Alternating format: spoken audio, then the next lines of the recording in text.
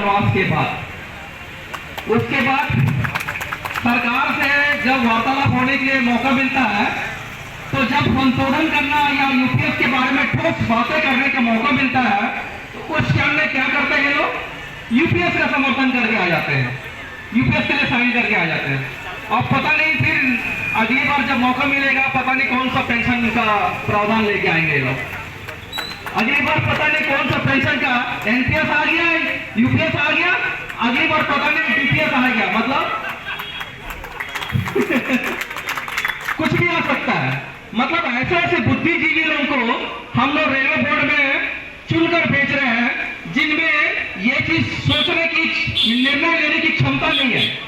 ऐसे लोगों को हम लोग रेलवे बोर्ड में लाखों कर्मचारियों का प्रतिनिधित्व बनाकर भेज रहे हैं हम लोग।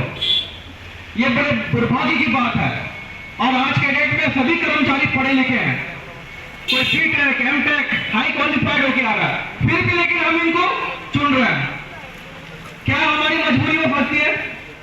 जो हमारे लिए गलत फैसले ले रहे हैं, उनको हम चुनकर रेलवे बोर्ड में भेज रहे हैं। अरे भाई, कर्मचारी हित के लिए कर्मचारी से किसी से आपने पूछा कि ये कर्म या फिर एनपीएस लागू करने से पहले लड़ा, मतलब पढ़ाई किया या उसका कुछ एनालिसिस किया? नहीं किया। यूपीएस में बुलाया, अभी यूपीएस किसी को पता नहीं, कुछ भी खाना खबर नहीं, ना पढ़े नहीं, कुछ नहीं, एनालिसिस नहीं किया, वो बिना निष्कर्ष के उसमें साइन करके आ गया, क्योंकि मोदी जी के साथ हमको फोटो खिंचा के आना है।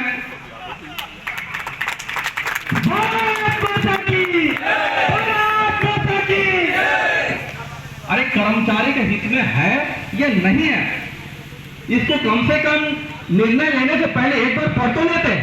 अरे भाई, आपको पढ़ना लिखना नहीं आता है तो कम से कम आप अपने असिस्टेंट जिसको रखा है उससे पढ़वा लेते। लेकिन ये क्या बुद्धिमत है कि लाखों कर्मचारियों के साथ आप एकदम ऐसे गलत सलत फैसले ले रहे हो। और तो और ये जो हम लोग अभी दीपावली, दशहरा दीपावली के लिए हम लोग हाल फिलहाल में 17,950 रुपए का वो बोनस मिला है। कब से मिल रहा है? बड़ा दुर्भाग्य की बात है, ये जो छोटे छोटे हीरा व्यापारी, छोटे छोटे जो उद्योगपति हैं, वो अपने कर्मचारी को एक एक कार, बंगला देते हैं बोनस के रूप में। और हम लोग इतना बड़ा संगठन, रेल संगठन का सदस्य होकर साल भर मेहनत करके भी वही राशि, वही सीलिंग, बोनस का सीलिंग 1 रुपया नहीं बढ़ा रहे हैं, 1 रुपया भी नहीं, वही पुराना बोनस का सीलिंग दे रहे हैं। इन्हीं विषयों में कैसे निर्णय ले रहे हैं समझ नहीं आ रहा। और तो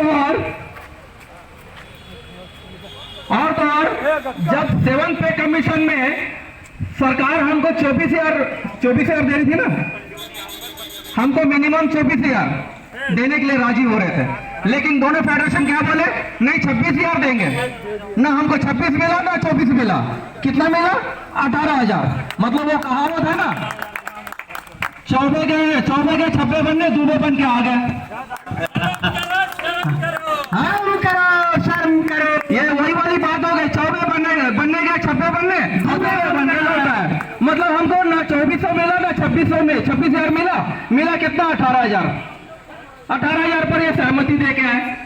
अब ऐसे बुद्धिजीवियों का हमने रेलवे बोर्ड में बैठा के रखा है, दोनों फेडरेशन का मुखिया बना के रखे हम लोग। और इतना ही नहीं, ये बोल रहे हैं एक एक विषय पर, एक एक सब्जेक्ट पर। आप देख रहे होंगे रेलवे का दुर्दशा कितना, मतलब दुर्दशा कैसा हो गया है। आपको एक और उदाहरण दे रहा हूं। अभी वर्तमान में स्वर्गीय श्री रतन टाटा जी का देहांत हुआ है। मैं उस एरिया में मैंने देखा है, रतन टाटा ने अपने स्टाफ का वेलफेयर के लिए ऐसी व्यवस्था की है कि एक झाड़ू लगाने वाला व्यक्ति के पास भी एक कार खड़ा हुआ है, उसके घर में एक कार खड़ा हुआ है। लेकिन हम रेलवे कर्मचारी के पास एक कार लेने के लिए हम लोग या तो बैंक के लोन लो या फिर बाहरी एसबीआई, कौन सा एचडीएफसी, सारे चीजों का लोन लेने के ऊपर हम लोग मजबूर हो जाते हैं। एक घर बनाने के लिए हम लोग मजबूर हो जाते हैं। ऐसे व्यवस्था है। तो क्या आप सब चाहते हैं कि परिवर्तन हो? हम लोग सब चाहते हैं कि नहीं परिवर्तन होना चाहते हैं? क्योंकि यदि 1% भी परिवर्तन आया, 1%, मैं ज्यादा नहीं बोल रहा हूं, मैं इस मंच के माध्यम से जबलपुर में ज्यादा उम्मीद नहीं कर रहा हूं। मैं सिर्फ 1% की बात कर रहा हूं, सिर्फ 1%। यदि 1% भी परिवर्तन हुआ तो दोनों फेडरेशन से अच्छा होगा कि खराब होगा? अच्छा होगा, बहुत अच्छा होगा कि नहीं? 1% भी होगा तो दोनों फेडरेशन से अच्छा गुणवत्ता, अच्छा लाभकारी, अच्छे मतलब कर्मचारियों हित के लिए काम कर सकेंगे कि नहीं?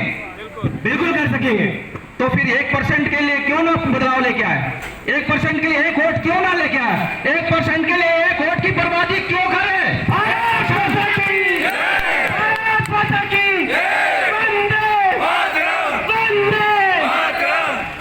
जब 1% और एक पूरा बदलाव एक वोट पर निर्भर करता है तो एक वोट का बर्बादी क्यों करें हम? एक वोट से पूरा परिवर्तन निर्भर कर रहा है, एक वोट से। ये मत सोचेगा कि मेरे एक अकेले वोट से क्या होगा। बिल्कुल परिवर्तन होगा, बिल्कुल। एक वोट ही हमारे पास सबसे बड़ा मुट्ठी है। अभी जो बंद मुट्ठी है वो हो सकता है खुल जाए। अभी हमारे पास बंद मुट्ठी को हमको सपोर्ट करना है, लेकिन हम सबका सहयोग से इस बंद मुट्ठी को इतना ऊर्जावान बना दे कि ऐसा खोलकर आशीर्वाद के रूप में पूरा कर्मचारियों के लिए खुल जाए। यह होगा परिवर्तन। इस परिवर्तन के लिए कोर्ट का बर्बादी होने से रुकना होगा आपको। अब डरना नहीं है, ये दारू मुर्गा के लिए बिकना नहीं है, क्योंकि ये साल भर आपको दारू मुर्गा नहीं खिला सकते। सिर्फ वोट के दिन आपको खिलाएंगे, उसके लिए आपको अपने आप को गिरवी नहीं रखेगा। क्योंकि मैं उदाहरण तौर पर हमने देखा है, मैं रेलवे कर्मचारी ट्रैक मेंटेनर एसोसिएशन का फाउंडर प्रेसिडेंट होने के नाते मैं इस चीज को चरितार्थ करके दिखाया है। कैसे? हार्ट ड्यूटी अलाउंस दिलवाकर आज 2700 रुपए नहीं, जिंदाबाद जिंदाबाद जिंदाबाद जिंदाबाद जिंदाबाद बीएमआरकेपी जिंदाबाद जिंदाबाद जिंदाबाद पंचक्ति जिंदाबाद जिंदाबाद जिंदाबाद एकता जिंदाबाद जिंदाबाद जिंदाबाद।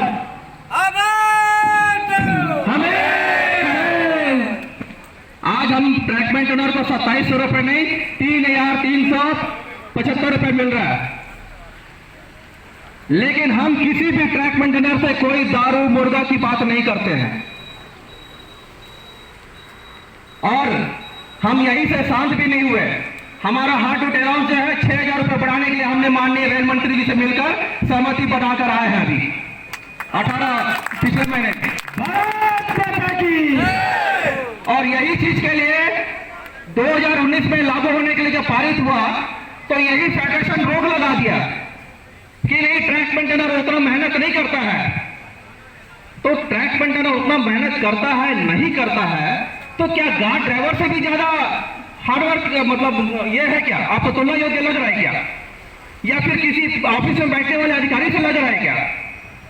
जो कर्मचारी तीनों मौसम के विपरीत परिस्थितियों में चलकर धूप छांव या बरसात इन तीनों मौसम का मतलब झेलते हुए जो कर्मचारी कर रहा है, उस कर्मचारी को आप बोल रहे हो कि कर्मचारी का मेहनत कुछ नहीं है करके, तो फिर आप कैसे आकलन लगा रहे हो भाई?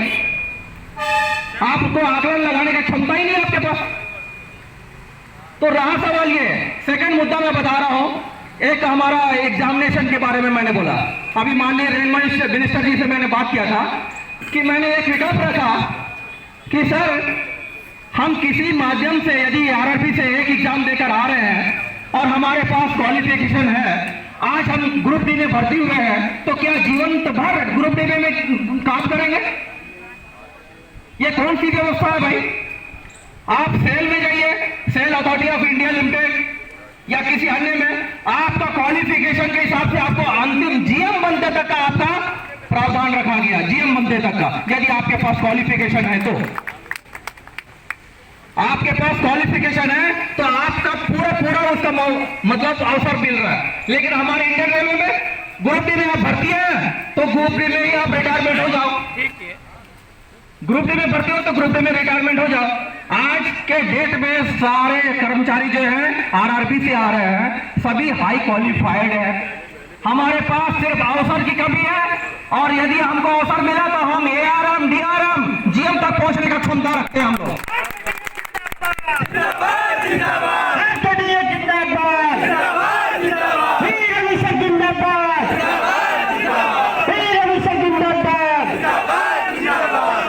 और ये अवसर देने के लिए बोलते हैं कि हमारी बात गवर्नमेंट सुन नहीं रही है, हमारी बात गवर्नमेंट बात ही नहीं सुनना चाहती है। तो भाई जब आपकी बात सुन नहीं रही है तो फिर हम आपको क्यों चुने, क्यों वोट दें हम आपको, क्यों दें भाई बताइए। किसी भी समस्या के लिए अभी मैं विगत 11 वर्षों से देख रहे हैं, हम NFIR को भी दिए, ARF को भी वोट दिए, ये दोनों फेडरेशन अभी बोलते हैं कि हमारी बात सरकार बात ही नहीं सुनती। तो भाई आप ऐसे बच्चों की तरह बात क्यों करते हो, आप बच्चों की तरह बात क्यों कर रहे हो जो उनको समझ में नहीं आ रही बात। आप एक कर्मचारी का जो तकलीफ है उसको लेके जाइए, आपको समझ में नहीं आ रहा है तो हमें साथ लेके आइए, हमें साथ लेके जाइए, हम समझाएंगे सरकार को कि सरकार को ताकि समझ में आए। जैसे अभी माननीय रेल मिनिस्टर ने समझा हमारी तकलीफों को, तो रेल मिनिस्टर खुद बोल रहे थे अश्विनी वैष्णव जी ने कि भाई आज तक का कोई कर्मचारी हमको इस तरीके से कोई समस्या का बारे में मतलब इतना विस्तार से बताया नहीं, चर्चा ही नहीं किया। तो जब ये सर्वोच्च अधिकारी रेल मिनिस्टर तक ये बात पहुंच नहीं रही है तो फिर हम ऐसे फेडरेशनों को, ऐसे लोगों को कड़ी क्यों बनाया है, बीच का मध्यवर्ती, बीच का दलाल क्यों बना कर रखा है।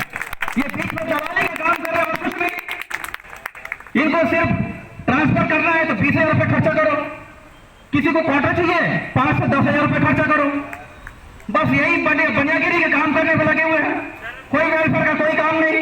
शर्म करो, शर्म करो। यदि कर्मचारी के हित के लिए हमको काम करवाना है तो कर्मचारी का वेलफेयर चाहिए, हमको एक हितैषी चाहिए, एक हमारा कर्मचारी भाई चाहिए, ना कि हमको कोई नेता नहीं चाहिए हमको। जो कर्मचारी की बात करें, क्योंकि कर्मचारी के लिए शोषण, कर्मचारी के लिए जो दर्द है वो हमारा तकलीफ दूर करने वाला चाहिए। हमें क्या मतलब भैया, कौन सा फेडरेशन, कौन सा ये यूनियन, क्या मतलब हमको बताइए ना, क्या मतलब है। हम परेशान हैं, कट कट के मर रहे हैं हम लोग। हिंदुस्तान में आप देख रहे होंगे सारे इंडियन रेलवे में सबसे ज्यादा ट्रैक मेंटेनेंस रन ओवर हो रहा है। किसी भी फेडरेशन ने आज तक NFIR, ARF ने, कोई भी फेडरेशन ने घरेलू आंसू तक नहीं पाता है कम से कम हमको ये बोलने के लिए कि भाई ये बहुत बुरा हुआ है, या फिर किसी DRM के पास जाकर ये नहीं बोलता कि ये रन ओवर कैसे हो गया, सेफ्टी का कैसे पालन नहीं किया गया, किसी PWI के पास, AM के पास किसी को बोलने नहीं जाते।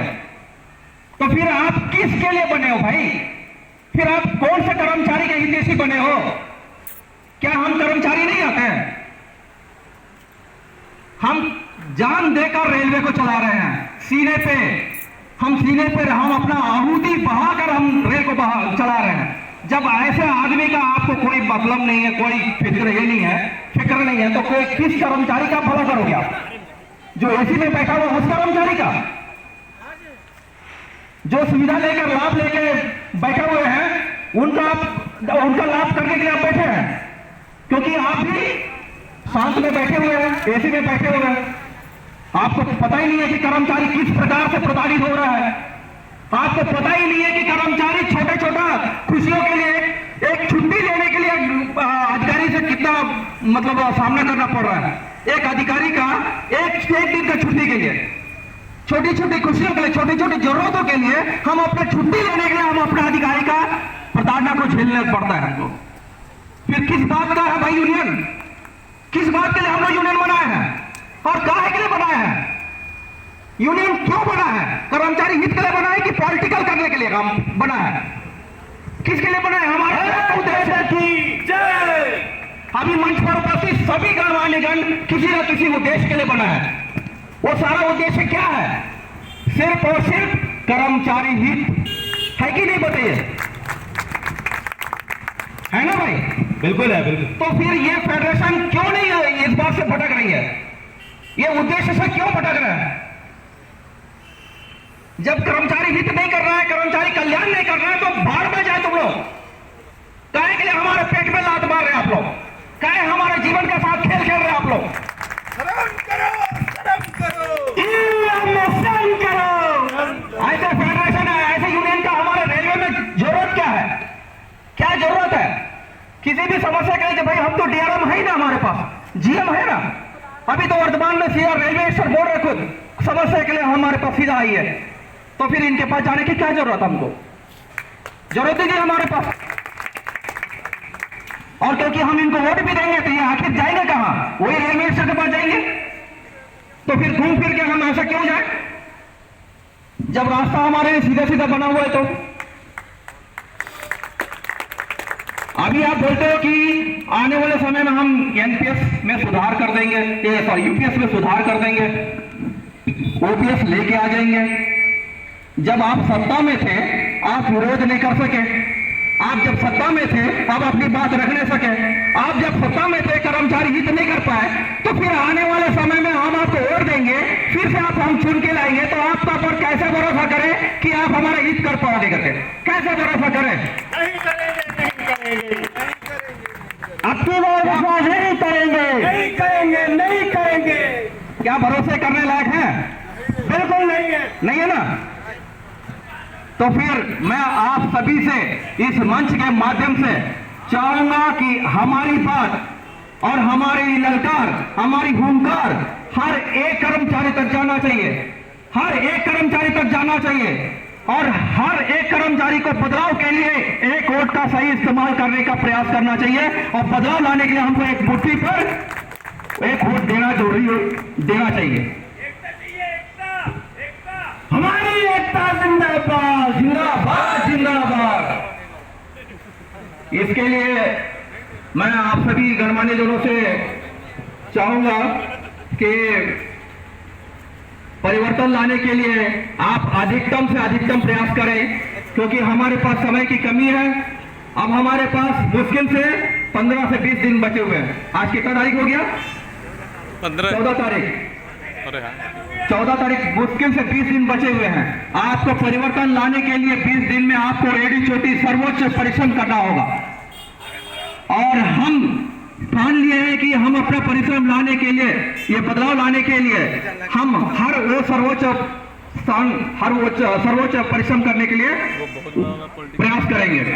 और इन्हीं बातों से, हाँ बिल्कुल बिल्कुल समझ में आ गया, आप एनएफआईआर का आदमी है, एआरएफ का आदमी है, समझ में आ गया। यही हाल होना है और यही हाल उन दोनों फेडरेशन का करके दिखाना है। यही हाल करके दिखाना है हमको। ईएमएस का पत्ता साफ, ईएमएस का पत्ता साफ, ईएमएस का पत्ता साफ, ईएमएस का पत्ता साफ। मैं उम्मीद करता हूं मेरी वाणी, मेरे विचार, मेरा ट्रैकमेंट का दर्द आप तक पहुंच पाया होगा और परिवर्तन के लिए आप अपना मत का दुरुपयोग होने से बचा पाएंगे। इन्हीं आशा से, इन उम्मीद से मैं अपनी वाणी को विराम देना चाहूंगा और उम्मीद करता हूं कि मेरी वाणी में कोई त्रुटि होगा तो आप मुझे क्षमा भी कर देंगे। लेकिन मेरी बात और मेरे विचार प्रत्येक व्यक्ति के दिमाग में, दिल में जाना चाहिए, प्रत्येक व्यक्ति के पास।